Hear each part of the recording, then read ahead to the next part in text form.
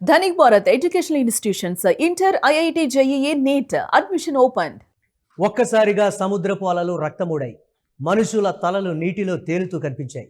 వేల సంఖ్యలో జనం ఒకే ఉమ్మడి లక్ష్యంతో ప్రాణాలను పణంగా పెట్టి ఈదుకుంటూ వస్తూ ఉంటే దాన్ని ఆపలేక సరిహద్దు బలగాలు చేతులెత్తేశాయి. ఐరోపా గడప మీద కాలు పెట్టాలన్న ఆశతో ఆఫ్రికా మూలాల నుంచి కదిలిన ఆ జనవాహిని సృష్టించిన బేభత్సం సామాజిక మాధ్యమాల్లో ఇప్పుడు పెను ప్రకంపనలు రేపుతోంది. స్పెయిన్ సరిహద్దున ఉన్న సెయూటా నగరంలో గురువారం చోటు చేసుకున్న ఈ వలసల ప్రవాహం ప్రపంచాన్నే దిగ్భ్రాంతికి గురిచేసింది.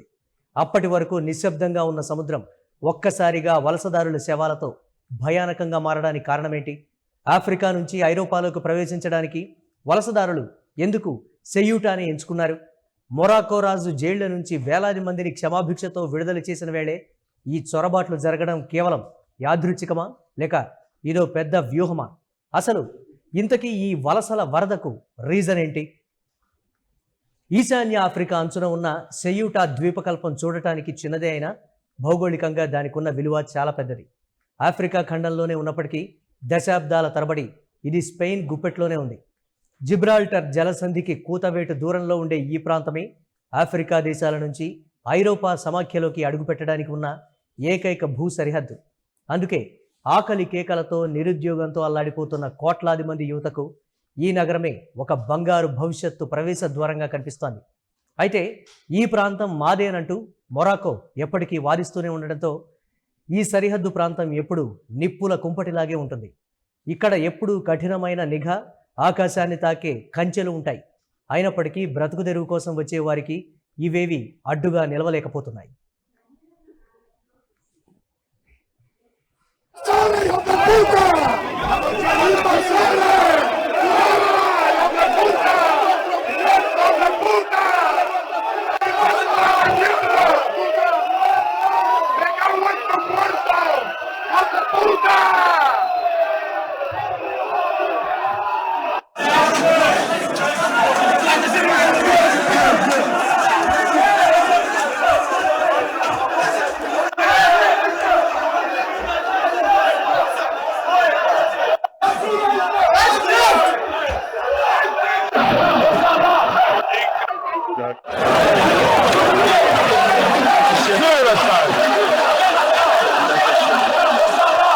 Increíble la situación.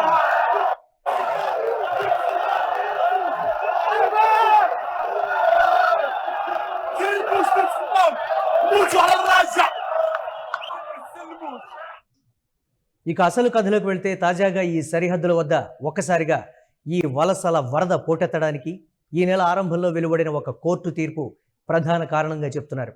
సముద్రం ఈదుకుంటూ దేశంలోకి ప్రవేశించే వాళ్లను ఎలాంటి సరైన చట్టపరమైన ప్రక్రియ లేకుండా హడావిడిగా వెనక్కు పంపకూడదని స్పెయిన్ సుప్రీంకోర్టు స్పష్టం చేసింది. అయితే భూమార్గంలో ఫెన్సింగ్ ఎక్కి వచ్చే వారికి మాత్రం ఈ తీర్పు వర్తించదని తేల్చి చెప్పింది. ఈ తీర్పు తాలూకా వార్త సోషల్ మీడియాలో కార్చిచ్చులా వ్యాపించింది. సముద్ర మార్గంలో వెళ్తే తమను ఇట్టే వెనక్కు పంపలేరనే భరోసా వలసదారుల్లో విపరీతమైన ధైర్యాన్ని నింపింది. ఫలితంగా గురువారం ఒక్కరోజే 49,000 మంది ప్రాణాలను గాలి కొదిలేసి సముద్రంలోకి దూకేశారు. రక్షణ కవచాలు లేవు. ఈత సరిగ్గా రాకపోయినా వెనక్కు తగ్గేదే లేదన్నట్లు ముందుకు సాగారు. ఈ ప్రమాదకర ప్రయాణంలో దాదాపు 20 మందికి పైగా జనం నీట మునిగి ప్రాణాలు కోల్పోవడం అత్యంత విషాదకరం. నిజానికి ఈ సముద్ర మార్గం తక్కువ దూరమే అయినప్పటికీ పరిస్థితులు మాత్రం చాలా ప్రమాదకరంగా ఉంటాయి. బలమైన అలలు సరిహద్దు బ్యారియర్లను దాటుకొని వచ్చే క్రమంలోనే అనేక మంది మృత్యువాత పడుతున్నారు. ఇదిలా ఉంటే ఈ భారీ సంఖ్యలో చొరబాట్ల వెనుక కేవలం కోర్టు తీర్పు మాత్రమే ఉందా, లేక మరేదైనా రాజకీయ కుట్ర ఉందా అనే అనుమానాలు కూడా బలంగా వినిపిస్తున్నాయి. సరిగ్గా ఇదే సమయంలో మొరాకో రాజు పట్టాభిషేక వార్షికోత్సవం సందర్భంగా వేలాది మంది ఖైదీలకు క్షమాభిక్ష లభించడం గమనార్హం. జూలై 30న చిన్న చిన్న నేరాలతో జైళ్లలో మగ్గుతున్న వారిని మానవతా దృక్పథంతో వదిలేయగా వారే నేరుగా సరిహద్దులకు చేరుకున్నారనే ఆరోపణలు వస్తున్నాయి.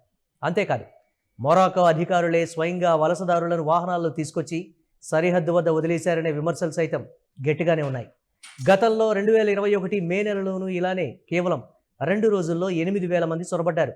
మళ్ళీ ఇప్పుడు అదే స్థాయి ఉద్రిక్తత తలెత్తడంతో స్థానిక యంత్రాంగం వారిని అడ్డుకోలేక, అదుపు చేయలేక చేతులెత్తేసింది.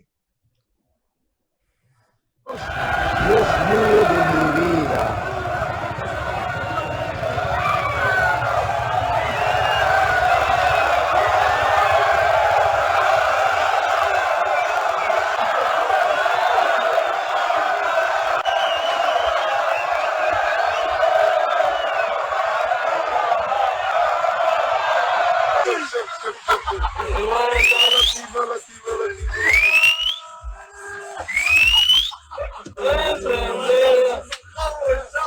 ఇక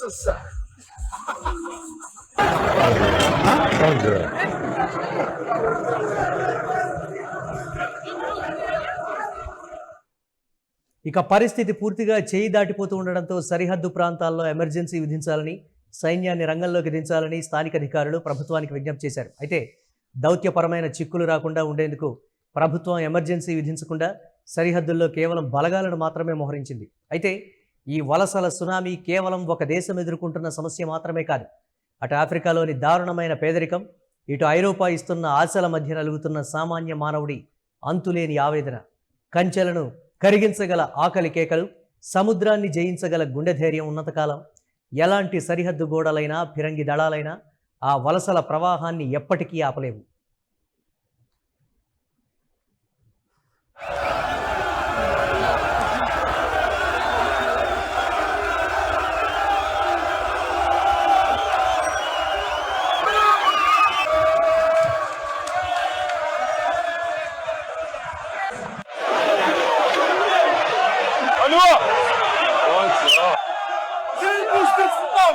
Muito على الراجع